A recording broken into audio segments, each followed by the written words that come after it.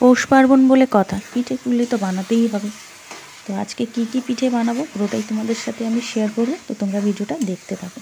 তো প্রথমে দুটো নারকেল কুড়ে আর আমি নারকেলের পুরটা বানিয়ে নিচ্ছি গুড় দিয়ে। পুরটা হয়ে গেছে, এবারে থালায় ঢেলে ঠান্ডা করতে রেখে দিই।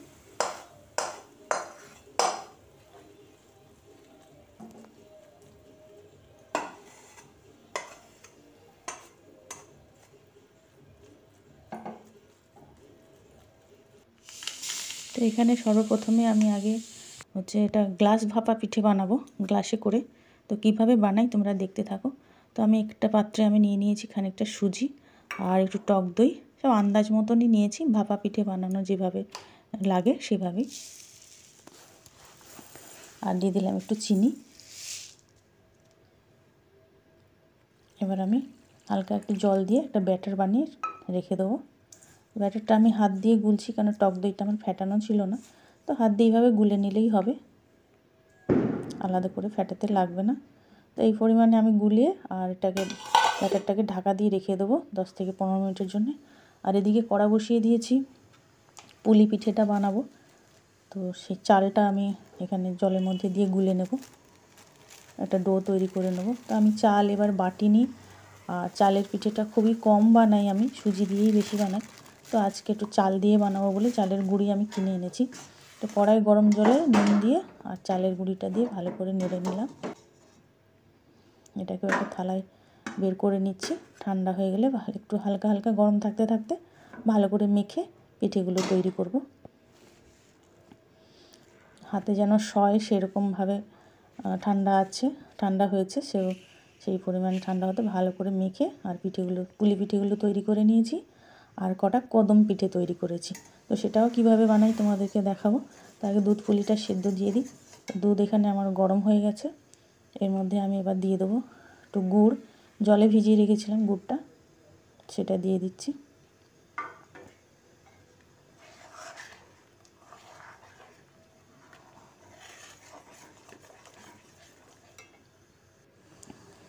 দুধটা ভালো করে জাল দেওয়া হয়ে গেছে, দুধ আর গুড়টা ভালো করে ফুটে গেছে। এবার আমি পুলি পিঠেগুলো ছেড়ে দেবো এর মধ্যে, দিয়ে সেদ্ধ করে নেব। 10-15 মিনিট রাখলেই এটা সেদ্ধ হয়ে যাবে।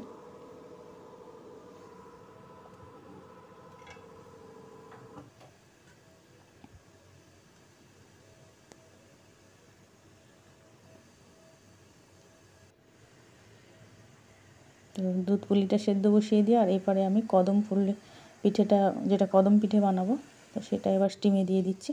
তো আমি একটা ডেচকির ওপরে ডেচকির মধ্যে জল দিয়ে উপরে কাপড় বেঁধে আর ওই গোল গোল করে কদম পিঠেটা চালের ওপর গড়িয়ে নিয়ে স্টিমে দিয়ে দিলাম।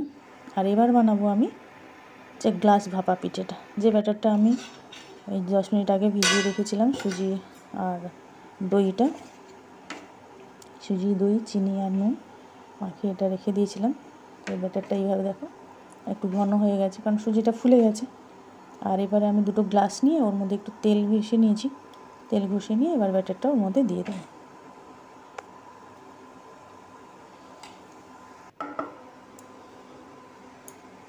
আর এই যে লম্বা লম্বা করে নারকেলের পুরটা আমি এইভাবে করে রেখেছি, লম্বা করে গ্লাসের মধ্যেখানে ভালো করে ওটাকে ঢুকিয়ে দেবো।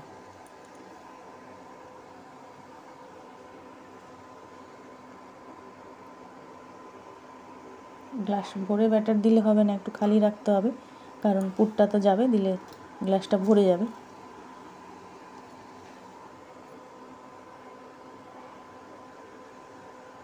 একটা আস্তে করে পুরো মিডিল বরাবর দিয়ে দিলাম।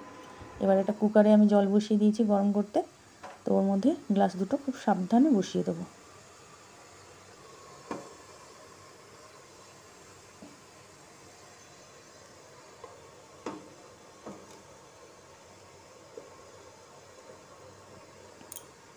গ্যাস বসানো হয়ে গেছে। এবার ঢাকাটা খুব আস্তে করে সাবধানে লাগাতে হবে, যাতে গ্লাসের গায়ে টাচ না হয়, কারণ পড়ে যাওয়ার সম্ভাবনা থাকে। তো এবার বসিয়ে দিয়েছি, আর আমি কুকারের সিটিটা কিন্তু লাগাইনি, সিটিটা খুলে নিয়েছি। আর এবারে দেখো, এবারে ভাপা পিঠেটা হচ্ছে, আর একটু হবে। আমি তার মধ্যে একটুখানি ফুড কালার দিয়ে দিয়েছি মধ্যিখানে, দেখতে ভালো লাগবে বলে। আর এদিকে কিন্তু এবার 10 মিনিট হয়ে গেছে, আমি কুকারের ঢাকাটা খুলে দেখছি হয়েছে কিনা। জলটা হয়ে গেছে, এবার আমি গ্লাস দুটো বের করে ঠান্ডা হতে দেব। দেখো পুলি পিঠের হয়ে গেছে, আমি ছেলের জন্য বাটিতে বের করে নিলাম। এদিকে কদম পিঠেটাও হয়ে গেছে, দেখো কি সুন্দর লাগছে না।